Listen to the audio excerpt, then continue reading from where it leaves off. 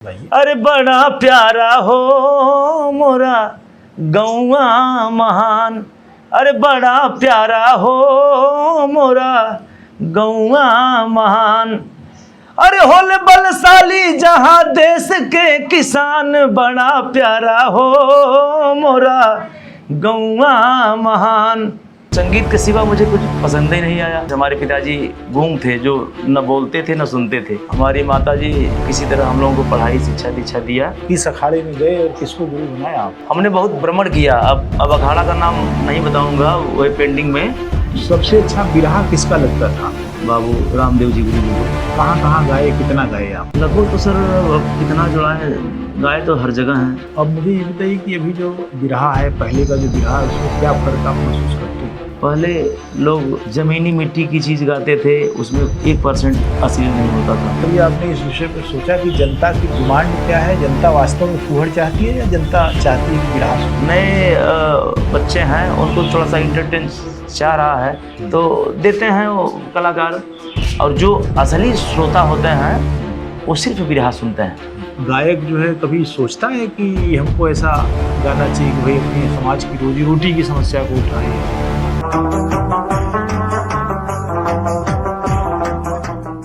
बिरहा गायकी के नए दौर में जो लोग बहुत अच्छा गा रहे हैं, वे लगातार गा रहे हैं, और पुरानी गायकी का जो वैभव था, कुछ लोग उसकी याद भी दिलाते हैं, कुछ लोग नया जोड़ रहे हैं उसमें, और उस विधा को आगे बढ़ाने का काम कर रहे हैं। मैं बिरहा गायकों से जब मिलता हूं तो मेरे कुछ तो जेन्युइन सवाल होते हैं जो बुनियादी तौर पर उनसे पूछे जाने चाहिए, ख़ास तौर से उनके बारे में, उनके जीवन संघर्ष के बारे में, और साथ ही साथ यह कि जिस समाज से वे आते हैं उस समाज के पास वो लौट कर जाते भी हैं या नहीं जाते हैं। क्योंकि समाज से अगर संवाद नहीं होगा तो बिरहा गायक भी ऊपर की चीज़ हो जाएगा, और ऊपर की चीज़ हो जाने से और समाज से कट जाने से मुझे लगता है कि बिरहा गायक अपनी भूमिका को बहुत बड़ी नहीं बना सकता। लेकिन बहुत सारे ऐसे गायक हैं जो समाज से जुड़ते हैं, समाज के दुख दर्द को अपने गानों में ले आते हैं। बहुत सारे गायक हैं और लगभग हर जाति और धर्म के गायक हैं, ख़ास तौर से मुस्लिमों में कई महत्वपूर्ण और बड़े गायक निकले, और यादवों के अलावा राजभरों में बहुत सारे धुरंधर गायक निकले, पासी जाति से बहुत सारे लोग निकले, बहुत धुरंधर गायक, और अनेक जातियों से निकले। लगभग ओबीसी और एससी की तमाम सारी जातियों से लोग निकले, और उन्होंने बिरहा को बहुत कुछ दिया। ऐसे ही युवा गायक महेंद्र बच्चन आजकल जिनका बड़ा नाम चल रहा है, और वे लगातार कार्यक्रमों में बुलाए जा रहे हैं, लगातार गा रहे हैं। वे न केवल बिरहा के एक युवा चेहरे हैं, बल्कि बहुत मजबूत आवाज़ हैं। आज वे मिल गए हैं। आज हम चाहते हैं कि उनसे भी एक बातचीत रिकॉर्ड कर ही ली जाए। तो बहन जी, आपका बहुत बहुत स्वागत है। नमस्कार। धन्यवाद सर, बहुत बहुत शुक्रिया। सबसे पहले आपके इस चैनल को हम बहुत बहुत धन्यवाद देते हैं। आपको भी बधाई देते हैं कि जो अपनी मिट्टी, अपनी संस्कृति है, मिटती जा रही जो विधाएं हैं, अपनी बिरहा, उसको आपने ज़िंदा करने का एक संकल्प लिया। इसके लिए हम बहुत बहुत आपका आभार प्रकट करते हैं। और जितने भोजपुरिया हमको भोजपुरी बिरहा या लोकगीत सुनने वाले हैं, मैं सबसे पहले उनको चरणों में वंदन करता हूं कि आप लोगों ने बिरहा सुन करके हमारे पूर्वजों को जो है ज़िंदा किया है। इसके लिए बहुत बहुत आपका आभार प्रकट करते हैं। मैं छोटा मोटा एक कलाकार महेंद्र बच्चन, जौनपुर मछली शहर की माटी से, और मैं अवधी से लेकर के भोजपुरी पूर्वांचल तक गीतें जो है अपने मुखारबिन से गाता हूं। और कई हमारी गीतें ऐसे हैं जो बहुत से लोग उस गीत को आप दोहराना चाहते हैं और गा रहे हैं। तो महेंद्र बच्चन जी, आप अवधी और भोजपुरी के संधि स्थल पर जन्मे जी जी जी हाँ। और 2 भाषाओं का आपको प्यार मिला जी हाँ। और आप बनारस में भी जमे हुए हैं, लेकिन आपकी यात्रा शुरू होती है जौनपुर से। जी हाँ। तो आपका जन्म कब हुआ और आपके परिवार में लोग कैसे थे, उनके बारे में थोड़ा बताइए, अपने जन्म के बारे सर में। मैं तो बहुत ही गरीब परिवार से हूँ। मेरा जन्म 10/12/1976 में मैं पैदा हुआ और जो है पहले मैंने तो हमारी रुझान थी संगीत से, हम भला पहले ही पढ़ रहे थे तभी तो मेरा रुझान था संगीत से। लेकिन बीच में मैंने सोचा कि कुछ नौकरी कर लें, तो मैंने वो पुलिस की भर्ती देखना शुरू किया। जब मेरा वो एज हुआ तो मैंने 1992 में जो है मैंने यहाँ से 36वीं वाहिनी रामनगर से मैं PSC में हो गया। अच्छा। और 2 साल बाद मैंने रिजाइन दे दिया और मुझे कोई अच्छा ही नहीं लगा, मतलब संगीत के सिवा मुझे कुछ पसंद ही नहीं आया। मैं और घर के लोग मतलब दबाव बनाने लगे कि अरे यार नौकरी मिल नहीं रही है, तुम जो है छोड़ दे रहे हो। हमको कहा कि हमको मज़ा नहीं आ रहा, मतलब जो ये दुनिया है ये कुछ अलग दुनिया है, वो तो सिर्फ नात रिश्तेदार इतने तक जानेंगे। और जो ये संगीत जीवन है, जो बिरहा है, जो हमारे पूर्वजों ने इसको अपने खून से या कह लीजिए पसीने से इसको मतलब सजा करके यहाँ तक पहुँचाया है, तो हम सोच रहे हैं कि उनके पद चिन्हों पे चल के और उनके कार्य को हम लोग थोड़ा सा और आगे बढ़ाएं। और यही हमारा सपना था। और मैं बहुत ही गरीब परिवार से, हमारे पिताजी गूंग थे, जो न बोलते थे न सुनते थे जी। और हम 3 भाई थे और 5 हमारी बहनें थी। और हमारी माताजी किसी तरह हम लोगों को पढ़ाई शिक्षा दीक्षा दिया और हम गाने बजाने लगे आप लोगों के आशीर्वाद से और ये श्रोता भैया लोगों के आशीर्वाद से। तो परिवार में क्या कोई ऐसी परंपरा थी गाने वाने की? नहीं, कुछ नहीं थी। अच्छा। कुछ नहीं परंपरा थी, लेकिन मेरा रुझान, मैं पढ़ रहा था तो तभी से मैं थोड़ा बहुत अपने जो हमारे क्लासमेट थे सबके साथ थोड़ा कंपटीशन वगैरह हमारे मास्टर टीचर वगैरह कराते थे जी। तो मैं उसी ढंग से मतलब गाता रहता था। तो रुझान मेरा पहले से ही था गीत संगीत से। जी। तो जब आप बजाफ्ता गाने ही लगे, लगा कि अब गाना ही हमारा जीवन है, जी जी, तो किस अखाड़े में गए और किसको गुरु बनाया आपने? हमने तो देखिए पहले तो हमने बहुत भ्रमण किया। अब अखाड़ा का नाम नहीं बताऊंगा, वो पेंडिंग में। और मुझे नहीं मिला कहीं से गाना, तो मैंने आया यहाँ प्यारेलाल गुरुजी के यहाँ, विजयलाल गुरुजी के यहाँ। वैसे तो हमारे रामबली गुरुजी थे, थोड़ा बहुत इधर उधर देख गवाते थे। इसके बाद सिन्नी हमने दिया प्यारेलाल गुरुजी को, विजयलाल गुरुजी को। तो मैंने उनको देख देख करके और उनके जो गाते थे उसको थोड़ा नकल करके मैंने मेहनत करना शुरू कर दिया। और आप लोगों के आशीर्वाद से आप लोगों ने यहाँ तक मुझे पहुँचा दिया। और ज़मीन पे गाने वाले एक गरीब के बच्चे को आप लोगों ने गंगा चैनल तक पहुँचा दिया। वो कंपटीशन बीट करके लोगों ने बहुत पसंद किया और धीरे धीरे चर्चाएं बढ़ी। 2012 में राज्यमंत्री दर्जा प्राप्त मतलब आदरणीय श्रीमान अखिलेश यादव जी संगीत नाटक अकादमी में मुझे मेंबर सदस्य बनाए, मनोनीत किए और काफ़ी मुझे सम्मान मिला। और श्रोता भैया लोगों का तो बहुत प्यारी स्नेह दुलार मिलता है। तो मैंने एक तरह से आप गणेश अखाड़े के हिस्से हो गए। जी जी। तो गणेश अखाड़े की जो बड़ी परंपरा थी जी, बड़े बड़े धुरंधर गायक थे, राम खिलावन पुजारी, रामदेव के अलावा और भी बहुत सारे, विजयी जी तो है हैं। जी जी जी।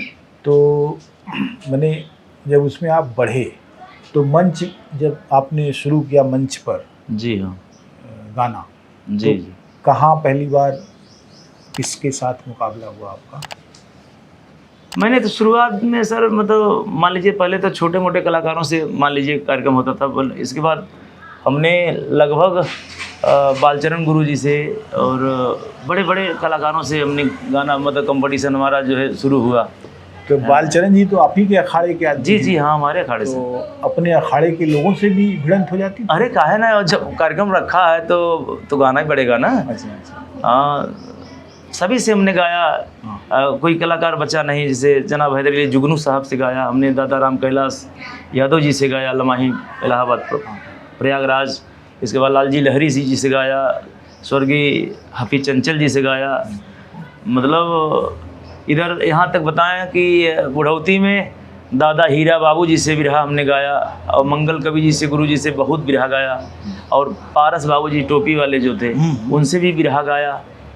लगभग तो कोई बचा नहीं, लेकिन दुलार से, प्यार से, मैं सम्मान के साथ जो हमारे गार्जियन स्वरूप थे, जो हमारे गुरु तुल्य थे, उनको सम्मान देकर के मैंने बिरहा गाया। ये जो आदमी का अभ्यास काल होता है जी, वो सबसे मजबूत नींव उसकी बनाता है। हम्म, अभ्यास काल में ही लोग अपनी पसंद के किसी गायक का चुनाव करते हैं और उनको लगता है कि उसकी ऊंचाई को छूना है। जी हाँ, उसी का गाना उसके जहन में तारी होता है, उसी की कला उसके जहन में तारी होती है। कहीं न कहीं जो है अपनी मौलिक पहचान बनाने की प्रक्रिया में वो उस व्यक्ति से काफ़ी कुछ सीखता है। तो ऐसे किस व्यक्ति से आपने बहुत कुछ सीखा जिसने आपको इतना प्रेरित किया कि हमको उस ऊंचाई तक बड़ा कलाकार बनना है? कौन था वो?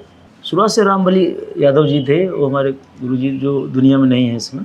वो कौन? रामबली फैजाबाद वाले? नहीं, रामबली जौनपुर वाले, मछली शहर वाले। तो उन्होंने शुरुआत कराया, और इसके बाद वो दुनिया में नहीं रहे। फिर चंद्रिका यादव जी मिले, वो भी मेरे साथ बहुत मदद किए। इसके बाद विजयलाल गुरुजी, इसके बाद प्यारेलाल गुरुजी, इसके बाद फिर मिल गए। अब सबसे ज़्यादा अब मतलब हमको बहुत ढेर आशीर्वाद देने लगे आदरणीय श्रीमान गया यादव जी, अच्छा, प्रतापगढ़ वाले। सबसे अच्छा बिरहा किसका लगता था आपको? मतलब गायन में सबसे अच्छा तो हम उनको आराध्य मानते हैं, आदरणीय श्रीमान स्वर्गीय बाबू रामदेव जी गुरु जी को। अच्छा जी, क्या खासियत थी उनकी जो आपको लगा कि ये एक चीज़ है? उनकी ये जो वीर रस की जो वीर भाव थी, वो अलग अंदाज में था। उनका जो है लूज में नहीं था। जब वो वीर रस गाते थे तो वीर रस गाते थे। इस चीज़ से हम उनको बहुत पसंद करते थे। तो इस तरह से आपने बिरहा जब गाना शुरू किया तो आपका एक संघर्ष शुरू हुआ। उस संघर्ष में आप जगह जगह गए, आपको सम्मान भी मिला, आपको लोगों का जी स्नेह भी मिला। तो कहाँ कहाँ गाए, कितना गाए आप? लगभग तो सर अब कितना जुड़ा है, गाए तो हर जगह हैं। दिल्ली, कलकत्ता, मुंबई, आपके अहमदाबाद, कलोल, आपके गया जिला, बिहार, पटना तक, इधर झारखंड, कैमूर, भभुआ, गाजीपुर, अब आपके इधर आजमगढ़, मऊ, देवरिया, इधर आपके जौनपुर, भदोही, बनारस, चंदौली, मतलब कोई डिस्ट्रिक्ट तो बचा नहीं है लगभग।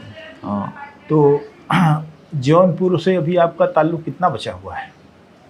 बहुत है सर।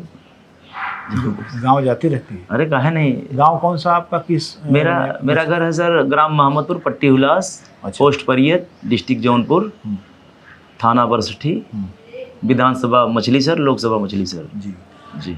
जौनपुर में कौन कौन से गायक हैं जो इस समय सक्रिय हैं?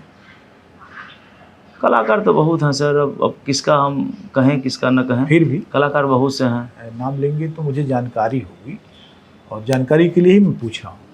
एक विजय यादव हैं, विजयलाल यादव जी, पूरे थूक इधर केराका साइड के सुनील यादव हैं, और इसके बाद एक हैं राम अभिला के यादव हैं।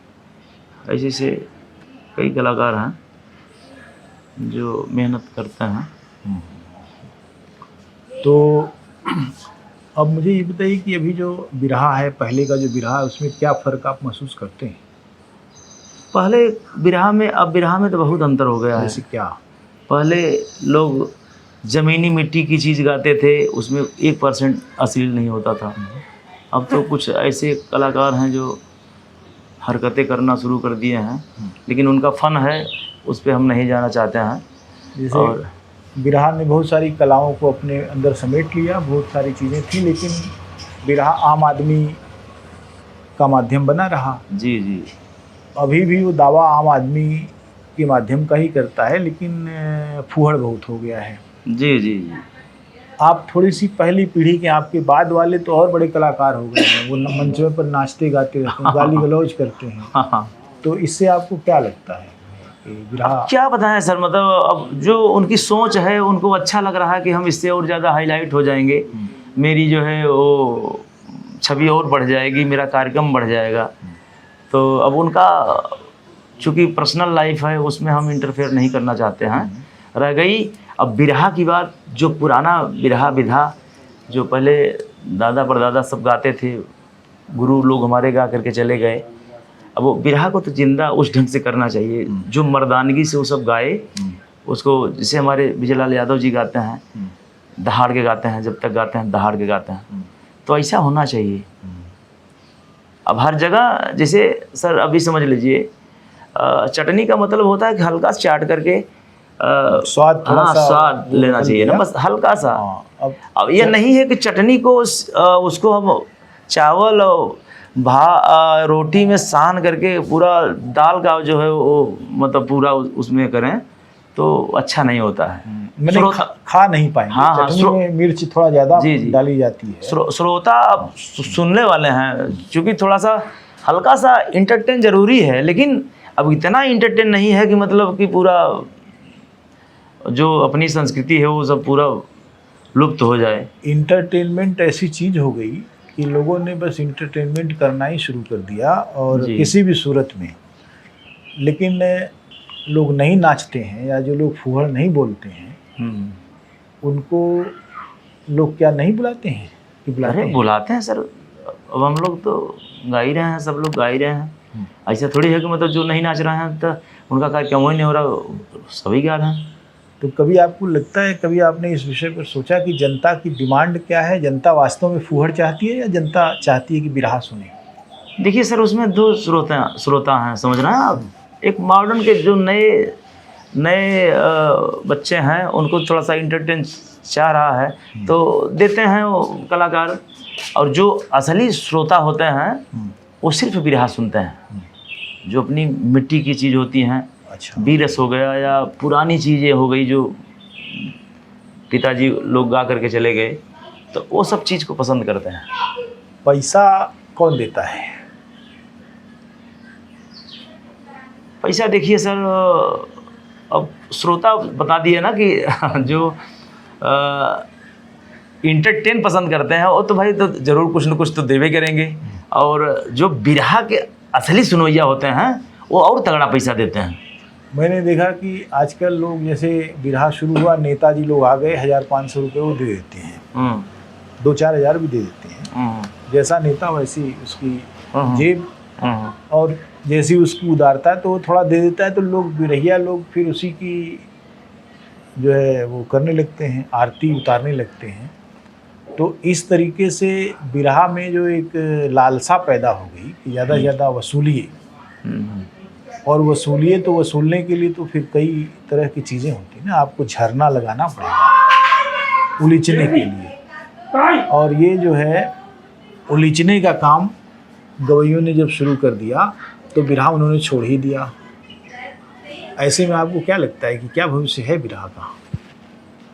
अब क्या बताएं सर, बिरहा तो धीरे धीरे तो गा रहे हैं, गर्दिश की तरफ जा रहा है। ये तो लग रहा है कि हम लोग ये मान रहे हैं क्योंकि बिरहा को थोड़ा और बचा के रखना चाहिए। हम लोग ये मान रहे हैं कि जो तमाम तरह के विषय होते थे बिरहा में, बहुत तरह के सामाजिक विषय होते थे। जी जी जी। वे सामाजिक विषय धीरे धीरे गायब होते गए बिरहा में। अब एक कवि ने कहा कि ये धुनमाला गाते हैं, तरह तरह की धुनें गाते हैं, उसी में जो है उनको लगता है कि समय बीत रहा है, पैसा आ रहा है, बस हो गया बिरहा। थोड़ी देर में वो भी थक जाते हैं और थोड़ी देर में श्रोता भी उब जाते हैं, लेकिन उनका काम हो गया। आयोजकों ने बुला लिया, उनका बड़ा नाम ग्लैमर देख के उनको लगा कि भाई हमारे यहाँ फला है, बड़े भारी जो है कलाकार हैं यहाँ टेलीविज़न पर, इसमें उसमें वो हैं वो, तो इस तरह की चीज़ें हैं। लेकिन हम लोग भी जो है, जैसे हम लोग भी जो अपना काम कर रहे हैं उसमें हम बुनियादी चीज़ की तरफ ध्यान देते हैं कि बिना बुनियादी चीज़ मजबूत हुए हमारा काम क्लियर नहीं होगा। लोग तरह तरह की बातें करते हैं, लोग जाते हैं क्या क्या जो है वो वायरल होने के लिए पता नहीं अगड़म बगड़म क्या बातें करते रहते हैं। हम नहीं करते हैं क्योंकि हमको लगता है कि वायरल होने के लिए जो ज़रूरत है, जिसको वायरल होना है वो करे अपना, लेकिन हमारा काम जो है दूसरा है। इस तरीके से जो गायक हैं वो गायक अगर नहीं सोचेंगे तो फिर तो ये हो गया कि उनको अपने से चलने की कोई जगह ही नहीं बची है। बचती है क्या? नहीं, समाज को देख करके ही आना चाहिए। पब्लिक को अगर नाप लिया कलाकार तो समझ लीजिए वही कलाकार है। जैसे समाज क्या कहता है, समाज जैसे आप बताइए मुझे कि इतनी सारी घटनाएं हो रही हैं, इतनी हत्याएं। अभी मैं देख रहा था कि चंद्रकिशोर पांडे ने बहुत सारे कांड गाए जो गोरखपुर रीजन में, गोरखपुर मंडल में, ख़ास तौर से आजमगढ़ मंडल गोरखपुर मंडल में जो हत्याएं हुई, बहुत सारे लोगों की हत्याएं हुई, बहुत सारे कांड उन्होंने गाए। तो एक दिन मैं सोचने लगा कि ये कांड गा दिए तो ठीक है, लेकिन वास्तव में इतनी हत्याएं हुई उनको कहीं और दर्ज नहीं किया, इन्हीं बिरहों में दर्ज है वो। और उसके साथ ये मुझे लगता है कि समाज हमारा अभी सोशल जस्टिस को लेकर संघर्ष कर रहा है, भागीदारी के सवाल को लेकर संघर्ष कर रहा है, बेरोजगारी को लेकर संघर्ष कर रहा है। लोगों को दाल रोटी की चिंताएं पहले के मुकाबले ज़्यादा कड़े तरीके से उनका सामना करना पड़ रहा है। और ऐसे में गायक जो है कभी सोचता है कि हमको ऐसा गाना चाहिए कि भाई अपनी समाज की रोजी रोटी की समस्या को उठाएं। हम अगर वंचना इतनी, जैसे आप खुद एक वंचित समाज से आते हैं जिसके जो शैक्षिक रूप से सामाजिक रूप से पिछड़ा है, उसको आगे बढ़ने की ज़रूरत है। उसको अगर आगे नहीं बढ़ाएंगे, आप अपने गाने को उस लेवल पर नहीं ले जाएंगे तो आपकी सामाजिक भूमिका क्या रहेगी? क्या कभी सोचते हैं आप, कभी गाते हैं ऐसा?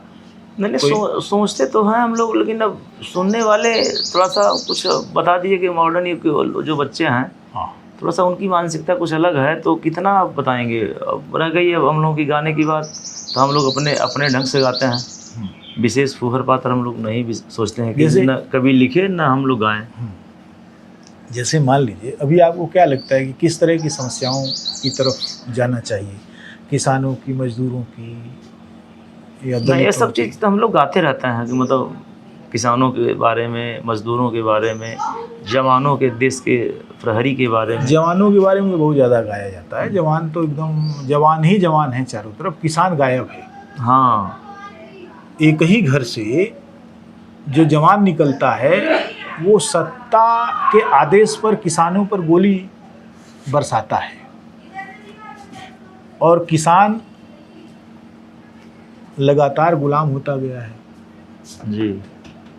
लोगों के पास विकल्प नहीं है। किसान, आपने कभी सुना होगा कि अपनी उपज सट्टी में फेंक के बेचारा वापस चला आता है। क्या करे, मैंने उसको इतनी जिद और गुस्सा उसको इतना आता है कि उसको लगता है कि नहीं, कुछ नहीं मिलने जा रहा है और उसकी ज़िंदगी बेकार है। रिपोर्टिंग ये कहती है कि लोग बेचने गए और बैलगाड़ी का या ट्रैक्टर का जितना किराया दे के गए उतना किराया भी नहीं मिला। अब अगर वो अपने घर वो सामान ले आएंगे तो फिर उतना देना पड़ेगा, तो इसलिए वो जैसे वहीं फेंक के चले आए कि कम से कम हमको ट्रैक्टर का कर्ज तो नहीं भरना पड़ेगा किराए का। ये बड़ी समस्या है कि नहीं है? जी, बहुत है।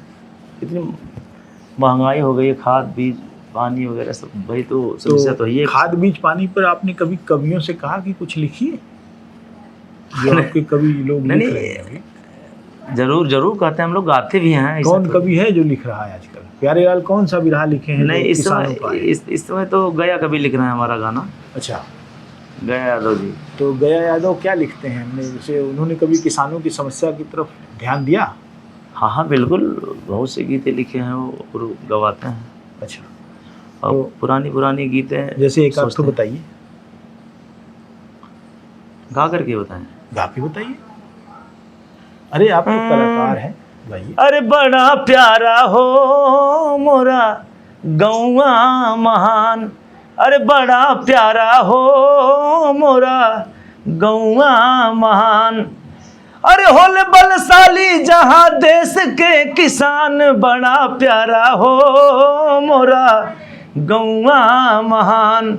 अरे गाँव से बढ़ल बाटे कुश्ती कबड्डी, अरे होली के रंगना और धूर हड्डी। अरे दंगल दहलावे बाबू गौआ के पहलवान, बड़ा प्यारा हो मोरा गौआ महान, बड़ा प्यारा हो मोरा गौआ महान। ऐसे से बहुत से गीत हैं। कवि जी को ये बताइए कि जैसे बनारस के कहाँ के हैं वो, जौनपुर के हैं? नहीं आज हम वो वहाँ के हैं, प्रतापगढ़ के। प्रतापगढ़ के। तो प्रतापगढ़ तो एक पिछड़ा जिला है, सामंती प्रभाव वाला जिला है।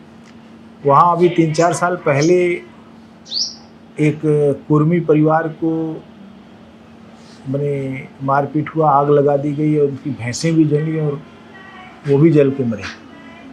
इस पर कोई बिरहा नहीं बना। ये सामाजिक विद्वेष का एक बहुत भयानक उदाहरण। कभी कभी है ना कि मतलब गांव की चीज़ें नहीं लिखी जाती है एक दुश्मनी की वजह से, कि मतलब अब देखिए हम लोगों ने ऐसे किया और इन्होंने लिख करके इसको हाईलाइट कर रहे हैं, तो इसलिए गांव की चीज़ें कम लोग लिखने की कोशिश करते हैं, कम लोग गाने की कोशिश जैसे करते हैं। कवि लोग अगर देखिए, गांव में 2 ही तरह के लोग हैं, जिनके पास ज़मीन है, जिनके पास ज़मीन नहीं है। जिनके पास ज़मीन नहीं है वो ज़मीन वालों की ज़मीन में मजदूरी करता है। हाँ, आधी तिकोरी करता है ना जी। अगर वो मजदूरी न करे तो उनका खेत कटने से रह जाए जी। आजकल मशीनें लोग ले आए हैं कि 50 आदमी का काम एक मशीन कर देती, कंबाइन लगाया और धड़ से जो है पूरा गेहूँ कट गया। आदमी बेरोजगार हुए, बड़ी समस्या है जी जी। लेकिन जो ज़मीनों पर काम करने वाले लोग हैं, अभी बुआई के लिए ट्रैक्टर से मान लीजिए छीट दिया और इस तरह की खेती हो रही, भराई के लिए आदमी चाहिए। किसान जो ज़मीन के मालिक हैं वो कई तरह के हैं। छोटे हैं बिल्कुल, जो खुद अपने खेत में काम करते हैं, वो महंगाई जिनको आप कह रहे हैं उनके पास भी महंगाई है, उनके ऊपर भी लोगों के पास महंगाई है। लेकिन क्या कभी लोग गांव की उस संरचना में जो खेती के बड़े काश्तकार हैं, जो लोगों का शोषण करते हैं, उनसे डरते हैं? कहाँ डरते हैं? नहीं, जैसे मैंने देखा कि जो सवर्ण जातियाँ वो दलितों पर भी पिछड़े, जब तक एक नहीं होते हैं तब तक इनके ऊपर जितना भी अत्याचार वो कर सकते हैं। अभी तो सत्ता के जरिए से कर रहे हैं ना, तो क्या इनके खिलाफ कोई कभी बोल रहा है? कहाँ बोलेगा? जो बोल रहा है उसके ऊपर मुकदमा लगा दे रहे हैं, उसको बंद करवा दे रहे हैं। मुकदमा लगा दे रहे हैं तो मुकदमा लग जाए तो मुकदमा लड़ना चाहिए। लेकिन कवि की गरिमा क्या है? नहीं तो लोग बैक हो जाता है ना, मतलब लड़ने के लिए मतलब एक हमारी फौज चाहिए ना। तो जैसे आप कहे कि मतलब अरे बैकवर्ड 85 के लोग समझ लीजिए, एक जगह समझ लीजिए पीडीए, समझ लीजिए पीडीए आ गया। अगर पीडीए इकट्ठा हो जाए तो कोई कुछ नहीं कर सकता। तो पीडीए को इकट्ठा करने के लिए क्या गाना हो रहा है? अखिलेश यादव ने पूरा मैंने भर रखा है, आप भी उसमें हैं। हमने तो गाया है अभी तो पीडीए पर क्या गाया पीडीए पर? जैसे पीडीए के लोग क्यों इकट्ठा नहीं हो पा रहे हैं, या पीडीए हमने गाया है? सुनिए एक लाइन हमने गाया। जी जी। अरे अखिलेश जी के साथ में आओ, संविधान आरक्षण बचाओ। अखिलेश जी के साथ में आओ, संविधान आरक्षण बचाओ। बाबा साहब ने दिया जो तुमको, एकजुट होकर मांगो। जागो पीडीए जागो, जागो पीडीए जागो, जागो पीडीए जागो। भ्रष्टाचार का है बोलबाला, हो रहा है रोज घोटाला। भ्रष्टाचार का है बोलबाला, हो रहा है रोज घोटाला। एक पुस्तका घाटा खाए, अब तो नींद को त्यागो। जागो पीडीए जागो, जागो पीडीए जागो। बहुत ऐसे हमने गीत गाया सर। जैसे गए तो पीडीए पर क्या प्रभाव दिख रहा है इसका, कुछ दिखता है? प्रभाव है सर, बहुत प्रभाव है। अच्छा, क्या अभी लोगों आदरणीय अखिलेश यादव जी ने पीडीए चलाया, इसका बहुत असर है। पीडीए के लोग बहुत खुश हैं कि कम से कम हमारे लोग अब धीरे धीरे जग रहे हैं, तो इसका प्रभाव है। अच्छा, इसका प्रभाव है जी। अच्छी बात है, लेकिन मुझे ये स्पष्ट रूप से दिखता है कि गायक और कवि और दूसरे तमाम सारे लोग बच के एक रास्ता निकाल के आगे बढ़ जाने की कोशिश में हैं, डट के नहीं खड़े हैं। ये प्रॉब्लम है ना, ये तो है, ये ये तो सही कह रहे हैं जी। यह प्रॉब्लम जब तक रहेगी तब तक बड़े पैमाने पर गोलबंदी भी नहीं रहेगी। पीडीए केवल अवधारणा अगर है, पीडीए में तो बहुत सारी गड़बड़ियाँ खुदे पिछले इतिहास से चली आ रही हैं। आज जो है पीडीए की अवधारणा है, मान लीजिए पीडीए पर आपने गाना बना दिया, लेकिन पीडीए की एकता के क्या सूत्र हैं जो कवियों को चाहिए कि उसको वो करें। बहरहाल क्लासिक गाने में ही अगर वो भाव तिरोहित हो गया, क्लासिक गाने से ही मनुष्य जब गायब होता गया, तो पीडीए का नारा जी बहुत प्रभावित तो नहीं हो सकता। मुझे नहीं लगता कि बहुत प्रभावित होगा। आपको लगता है क्या कि प्रभावी होगा? नहीं, प्रभावित है सर। कैसे? चूँकि अब लोगों ने पहचान लिया, जान लिया कि मतलब अरे हमारा अब कहीं अब वो ठिकाना नहीं है। आदरणीय अखिलेश यादव जी ने जो उठाया है ये मुद्दा, एक भी के आदमी सड़क पर नहीं निकल रहा है, एक भी आदमी सड़क पर नहीं निकल रहा है। जी जी। अन्याय के खिलाफ सड़क पर निकलना लोगों ने बंद कर दिया है।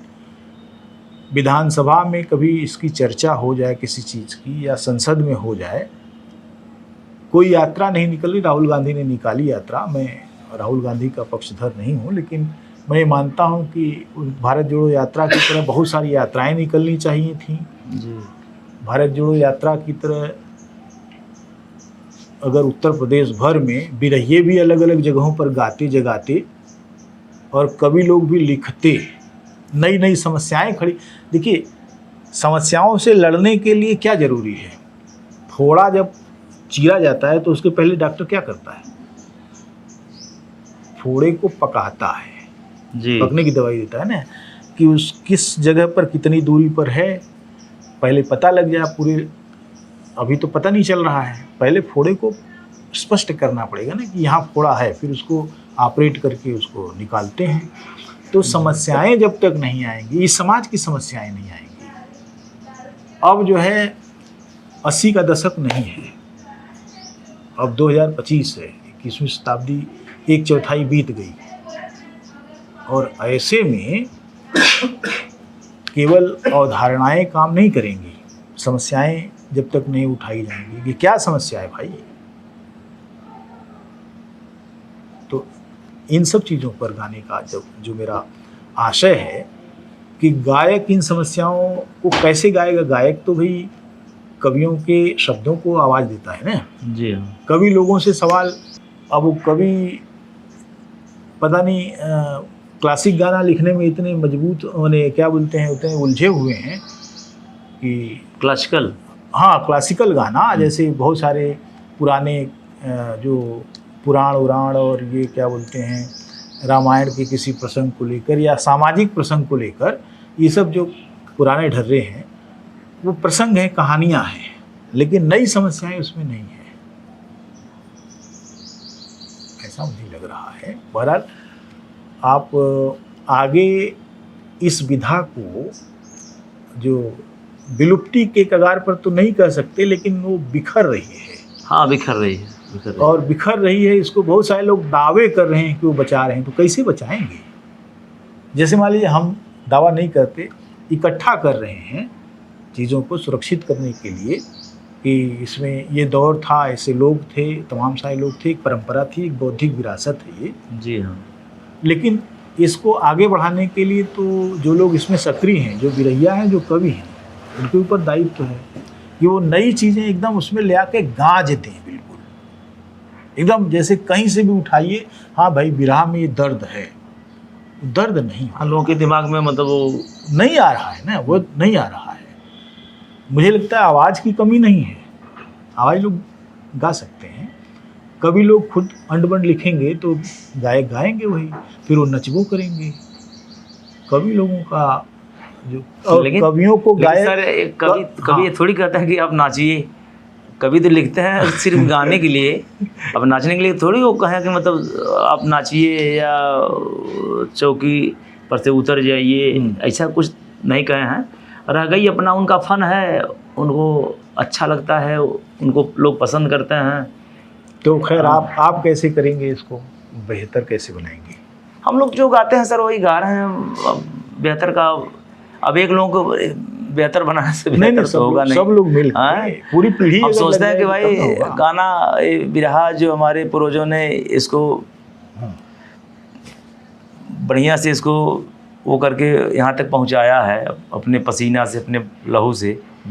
तो हम सोचते हैं कि ये बिरहा विधा अपना ये जीवित रहे, और इस बिरहा को सिर्फ इंडिया के लोग नहीं बल्कि मॉरिशस, आपके दुबई वगैरह ये सब बहुत हाँ, हम पसंद सुनते करते हैं, बहुत सारे लोग यहाँ से गए हैं, मैंने देखा, मेरा भी चैनलवा देखते हैं, उधर से कमेंट भी करते हैं। तो और मुझे भी कभी कभी वो ऐसा मैसेज नहीं है कि सिर्फ इंटरटेनर भी, लेकिन जो बिरहा सुनवैया है वो बिरहा सुनते हैं। सुनवैया भी, तो सुनवैया तो बहुत हैं, पूरी दुनिया में सुनवैया हैं। कहीं न कहीं जो है यहाँ के भोजपुरी संस्कृति से जुड़े हुए। हमने झकोरा मारे झुलनी ये गाया, इसको बहुत लोग बहुत पसंद किए, बहुत दूर दूर से। झकोरा मारे झूलनी का जो बिंब है, जो है मतलब हाँ, देखिए, तो इसमें अश्लील भी नहीं है। नहीं अश्लील नहीं है, लेकिन झकोरा मारे झूलनी जी, किसानों का भी अपना सौंदर्यबोध होता है, मजदूरों का भी होता है। जी जी। लेकिन मैंने एक मजदूर को से बातचीत करते हुए ये कहा कि झकोरा मारे झूलनी हो, एकर कैसे देखले हुआ? तो क्या इतना भाई फुर्सते नहीं हो कि हम रोजी रोटी से कहीं करी, और मेहरारू के झुल्ला तो टाइम से हम सियाई नहीं पाओ थे, झुलनी कहाँ से सियाई पाओ? अरे लियाई पाओ। तो झकोरा जेकर मारत हुई वो देखत हुई, हमार नहीं मारत हो, हम हमार अखियों नहीं वहाँ पहुँचत हो। तो मजदूर का ये बयान है। किसान से पूछा तो किसान हमारी तरफ ऐसे देखा, उसकी आंखों में गुस्सा और बेबसी दोनों थी, नहीं जवाब दे पाए हम। तो वो तो नहीं कह रहा है झकोरा मारा झुलनी जी। ये लफंडगिरी जो हो रही है बिरहा में जी, इसको लालजी लहरी भी वही गाते थे, इधर भी गाते हैं, उधर भी गाते, कई साल से चला, दशकों से चल रहा है। लेकिन ये परंपरा बदलनी चाहिए। हाँ, बदल देना चाहिए जी। वो किसी शायर का शेर है ना कि मेरे सीने में नहीं तो तेरे सीने में सही, हो कहीं भी आग लेकिन आग जलनी चाहिए। तो बहुत बहुत धन्यवाद, आपने समय निकाला और आए, इस बहाने आपसे परिचय भी हुआ, बातचीत भी हुई। धन्यवाद सर।